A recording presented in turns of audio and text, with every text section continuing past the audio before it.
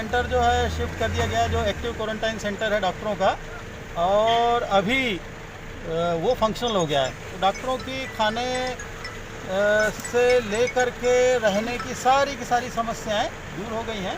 उसी तरीके से जो आपका L1 फैसिलिटी है, जहां पर 41 कोरोना पॉजिटिव को रखने का है, वो भी सारे के सारे अब पहुंचना चालू हो गए। तो सब पहुंच गए। सर, आपको नहीं लगता कि कहीं लापरवाही हुई कि डॉक्टरों को इतना बड़ा कदम उठाना पड़ा कि उनको खुद के वीडियो बना के भेजने पड़े?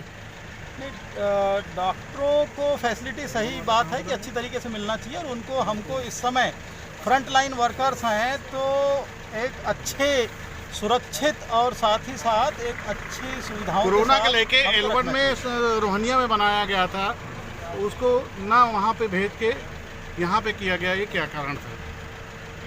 L1 में ना, वहाँ पे केवल 30 ही बेड की फैसिलिटी थी और 41 कोरोना पॉजिटिव थे, तो उससे एक बड़ा सेंटर चाहिए था। तो इसके लिए L1 एफिलिएटेड या L1 अटैच्ड फैसिलिटी भी क्रिएट करने की पॉसिबिलिटी होती है इसमें। कहीं ना कहीं प्रशासन की चूक है कि नहीं? वो तो अभी आपने पूछा। ठीक, thank you sir, thank you sir. ठीक है, तो उसको अब सुधार रहे, सारी चीज़ें सब व्यवस्थित। अब आप आ गए सर, सुधर जाएगा, चीज़ें ठीक होगी। ठीक है, ठीक सर, थैंक यू। पहले से भी अच्छी है यार। नहीं सर, है कोई इतना सर आपसे बात करने के बाद, आपके मैसेज के बावजूद, मैंने आपको मैसेज किया, मेरी आपकी बात हुई, एंड उसके बाद भी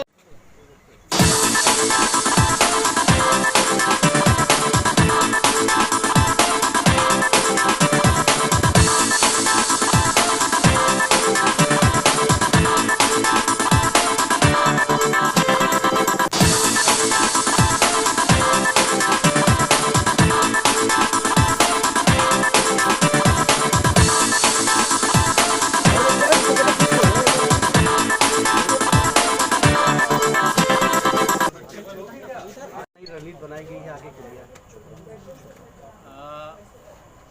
रायबरेली में जो केस आए हैं, मुख्य रूप से ये जमाती या उससे संबंधित जो कॉन्टैक्ट ट्रेसिंग करके निकाले गए थे, उन्हीं में से है। और अलग से बाकी हर दिन लगभग 40 औसत जो सैंपल टेस्टिंग के लिए भेजे जा रहे हैं, उनमें से जो रैंडम बेसिस पे बहुत सारे लोगों से हम लोगों ने कलेक्ट करके सैंपल लेकर भेजा, उनमें ज़्यादातर निगेटिव ही आ रहे हैं। तो इस तरीके से कोई ऐसा कम्युनिटी स्प्रेड या बाकी जगह पर इसके फैलाव का, संक्रमण का कोई लक्षण अभी तक के स्पष्ट नहीं है और सामने आया नहीं है।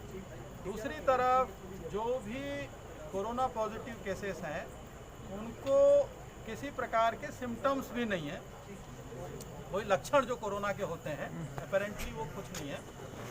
उनके पहली बार जब टेस्टिंग कराई गई थी तो उसमें निगेटिव आया था, और 14 दिन के बाद में फिर से कराया गया तो वो फिर पॉजिटिव में तब्दील हो गए। चूँकि ये जो प्रोटोकॉल है, इसके तहत अब इनको पूरा का पूरा एक L1 या L1 अटैच्ड फैसिलिटी जिसे हम कहते हैं, उसमें रखा गया है, और इनके ऊपर लगातार निगरानी रखी जाएगी, और टाइम टू टाइम फिर इनका परीक्षण किया जाएगा। और जब तक ये दो निगेटिव नहीं आ जाते, तब तक इनके बारे में कोई भी निर्णय नहीं लिया जाएगा। ये पूरा का पूरा अंडर ट्रीटमेंट रहेगा। सर, जो हॉटस्पॉट एरिया चिन्हित किए गए, उसके लिए क्या रणनीति बनाई गई है? जो हॉट स्पॉट एरियाज़ हैं, उसके लिए बहुत क्लियर है कि इन हॉट स्पॉट एरियाज़ में जो सैनिटरी वर्कर्स हैं या सैनिटाइजेशन के काम में लगे हुए लोग हैं, वो मेडिकल टीम वाले लोग, वो पुलिस, और जो लॉकडाउन के अनुपालन में जिनकी ड्यूटी लगी हुई है, या डोर टू डोर सप्लाई के स्पेशल पास धारक, जिनको डिलीवरी, क्योंकि सामान पहुंचाना है, उनको छोड़ करके बाकी किसी को अलाउड नहीं किया जाता है। सर, सामान्यतः क्या संदेश है जनता के लिए कि जो भय है वो भय कैसे दूर हो जनता तो क्या संदेश? देखिए, सबसे पहली बात तो ये है कि कोरोना से घबराने की ज़रूरत नहीं है। ज़्यादातर इस बात को सबको महसूस करना होगा, लेकिन इसमें कई तरीके के कायदे जो इम्पोज करने होते हैं अपने ऊपर और बाकी सभी के ऊपर, उसका ध्यान रखना जरूरी है। जैसे सोशल डिस्टेंसिंग है उसका पालन करना होता है, साथ ही साथ मास्क लगाना जरूरी है।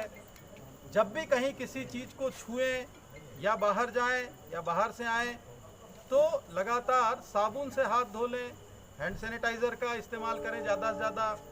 लॉकडाउन का सख्ती से पालन करें। अपनी प्रतिरोधक क्षमता बढ़ाने के लिए, इम्यूनिटी बढ़ाने के लिए कई जो हमारे आयुर्वेदिक नुस्खे हैं उनका भी अनुपालन कर सकते हैं। जो व्यवस्था है उसके तहत काढ़ा बनाने की व्यवस्था है। योग करें, स्वस्थ रहें, मस्त रहें, व्यस्त रहें, लेकिन अनावश्यक गश्त पे न रहें। ठीक है, बाहर जाने की जरूरत सर ये तो रायबरेली बीसीबी में दिशा निर्देश क्या निकल के आए हैं जो सीएम साहब? बहुत क्लियर है। माननीय मुख्यमंत्री जी के निर्देश हैं कि सबसे पहले तो कोई भी व्यक्ति जो यहाँ पर आया है, चाहे हमारे जो क्वारंटाइन में रखे गए थे मजदूर 14 दिन के, अब वो होम क्वारंटाइन में चले गए हैं।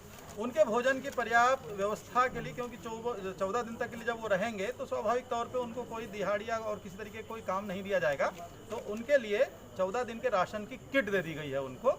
और साथ ही साथ जो है नए राशन कार्ड बनाने का काम भी चल रहा है। कोई भी व्यक्ति इस जनपद में जिसका राशन कार्ड नहीं बना है, उसको लगता है कि राशन कार्ड बनवाना है, वो अप्लाई कर सकता है।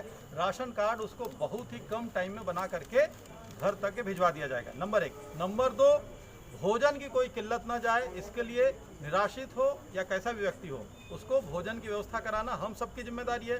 नंबर 3, जो प्राइवेट डॉक्टर्स और सरकारी डॉक्टर्स की एक सूची और नंबर हम डिस्प्ले कर दे रहे हैं, छपवा दे रहे हैं, आप लोगों को भी भिजवा देंगे। उनसे कोई भी अगर कहीं फंसा हुआ व्यक्ति है तो वो सलाह ले सकता है, फ्री में उसको सलाह मिलेगी और फ्री में उनको इस तरीके की जानकारियां दी जा सकेगी कोरोना से किस तरीके से लड़ा जाए। सर 19 तारीख को एक मेल आता है सीएमओ को जो 21 को रायबरेली में लीक होता है, तब हम लोगों को पता चलता है कि अचानक अब रायबरेली में कोरोना पॉजिटिव के 2 से 33 हो गए। तो आखिर ये जो लीक हुआ और 2 दिन तक क्यों छुपाया गया चीज़ों को? नहीं, बिल्कुल।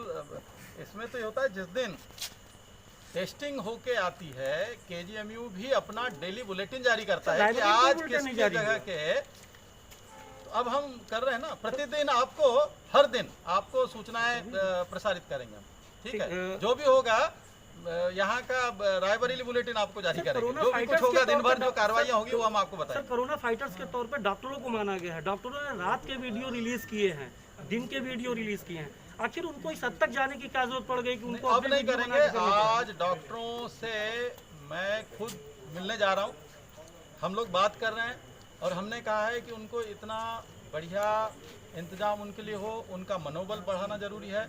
वो हमारे टीम का अहम हिस्सा है और वो महत्वपूर्ण कड़ी है इस पूरे कोरोना के खिलाफ युद्ध में। और जब तक उनके लिए हम मुकम्मल इंतजाम, अच्छे इंतजाम नहीं करेंगे तो हम स्वयं दुखी होंगे। इसलिए आप देखिएगा बहुत बढ़िया उन सब से, और आप फिर पूछ लीजिएगा, ठीक है ना, कोई दिक्कत तो नहीं होगी। कुछ होगा तो हमारे संज्ञान में लाइए, हम और उससे दुगना 4 गुना बढ़ करके इंतजाम करेंगे उनके लिए। Thank you sir. Thank you sir. Lockdown on side देख लीजिएगा, है ना। जब